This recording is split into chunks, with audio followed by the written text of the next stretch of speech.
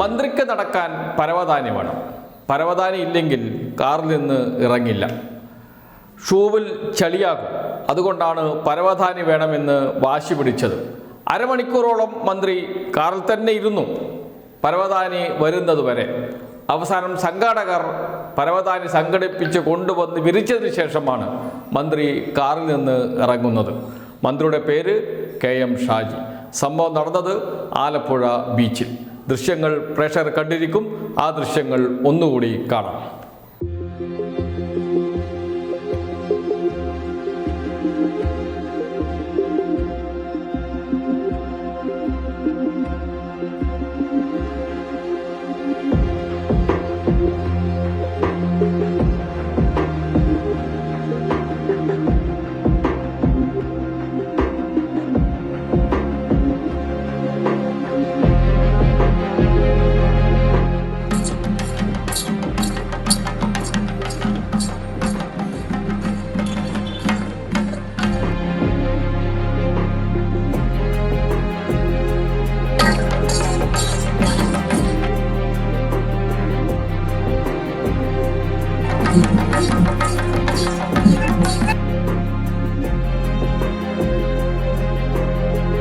രാവിലെ 10 മണിയോടെയാണ് സംഭവം.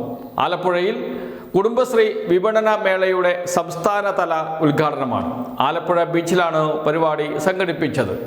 MLA G. സുധാകരൻ, ജില്ലാ കളക്ടർ, അങ്ങനെ മുതിർന്ന ഉദ്യോഗസ്ഥരും ഒക്കെയുണ്ട് പരിപാടിയിൽ. മന്ത്രി കൃത്യസമയത്ത് തന്നെ എത്തി. പക്ഷേ കാറിൽ നിന്ന് ഇറങ്ങാതെ അവിടെ ഇരുന്നു. കാറിൽ ഇറങ്ങാൻ തയ്യാറായില്ല. എന്തുകൊണ്ടാണ് എന്ന് പ്രേക്ഷകർക്ക് മനസ്സിലായല്ലോ. അരമണിക്കൂർ കാത്തിരുന്നു. ആലോചിച്ച് നോക്കണം. കുടുംബശ്രീ സ്ത്രീകൾ കാത്തിരിക്കുകയാണ് മന്ത്രിയെ. വേദിയെല്ലാം റെഡിയാണ്. ഏകദേശം 200-250 മീറ്റർ നടക്കണം സ്റ്റേജിലേക്ക്, ബീച്ചിലേക്ക്. പൂഴി മണലാണ്, ചളിയല്ല. എന്നിട്ട് പോലും തയ്യാറായില്ല മന്ത്രി. ഇത് കേരളത്തിൽ മറ്റാരെങ്കിലുമാണ്, ഇടതുപക്ഷത്തിരിക്കുന്ന ആരെങ്കിലുമാണ് ചെയ്തതെങ്കിൽ കേരളത്തിലെ മാധ്യമങ്ങളിൽ വെണ്ടക്ക വാർത്തയാകുമായിരുന്നു, അന്തി ചർച്ചയാകുമായിരുന്നു. UDFന്റെ മന്ത്രിയാണ്, മുസ്ലിം ലീഗിൻ്റെ മന്ത്രിയാണ്. അതുകൊണ്ട് ചർച്ചയില്ല, വാർത്തയുമില്ല. അവർക്ക് നൽകുന്ന പ്രിവിലേജ് എത്രയാണ് എന്നോർക്കണം. പക്ഷേ KM ഷാജി എന്ന മന്ത്രി ഇങ്ങനെ ചെയ്യാൻ പാടുണ്ടോ? ചെയ്യാൻ പാടില്ല എന്ന കാര്യത്തിൽ സംശയമേ ഇല്ല. പരവതാനി വേണമെന്ന് വാശി പിടിക്കാൻ പാടില്ലായിരുന്നു. പക്ഷേ അതാണ് KM ഷാജി. KM ഷാജി വന്ന വഴി മറന്നുപോയി എന്നർത്ഥം. മുസ്ലിം ലീഗ് നേതാക്കളെങ്കിലും ഉപദേശിക്കണം.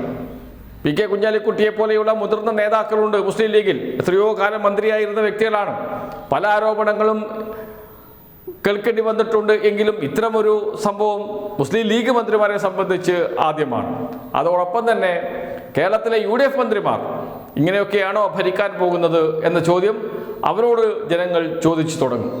അതിനുശേഷം അദ്ദേഹം ഒരു പ്രസംഗം നടത്തി, മന്ത്രി KM ഷാജി. ആ പ്രസംഗത്തിൽ കുടുംബശ്രീ അംഗങ്ങളെ പരിഹസിക്കുകയാണ് ചെയ്തത്.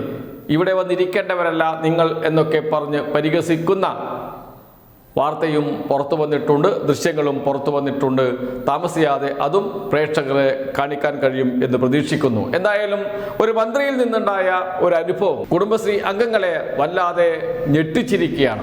അതോടൊപ്പം തന്നെ അവിടെ പങ്കെടുത്ത ഉദ്യോഗസ്ഥർ അടക്കമുള്ളവർ, രാഷ്ട്രീയ നേതാക്കൾ അടക്കമുള്ളവരെ ഞെട്ടിച്ചിരിക്കുകയാണ്. ഒരു മന്ത്രി വന്ന് പരവതാനി ഇല്ലാത്തതുകൊണ്ട് കാറിൽ നിന്ന് ഇറങ്ങാതിരിക്കുക. എന്തൊക്കെയാണ് ഈ കേരളത്തിൽ നടക്കുന്നത്?